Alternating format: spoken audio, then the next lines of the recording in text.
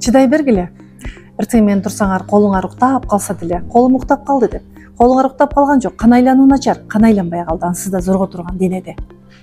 Жатыным түшүп калган, менде да опушение бар деп жүрө бергиле.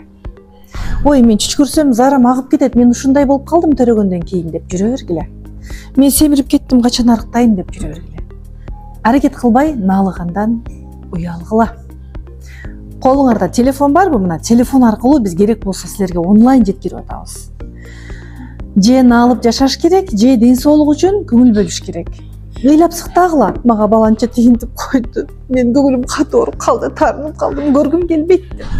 Көргүм келбейт деген кезде психосоматика жумуш иштеп кетет, билесиңерби?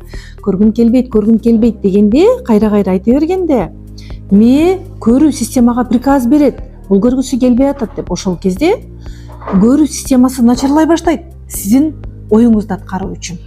Же таарынып жашай берүү керек, же аракет кылып жеңил өмүрдү сүрүш керек. Эмне кереги бар бирөөнүн эмоциясына, бирөөнүн катуу сөзүнө ыйлап, сыктап өмүр сүрүп? Ансыз да өмүр бир жолу берилген. Келиңиз, айым сыры курсуна жазылыңыз, жан дүйнөнү толтуруңуз.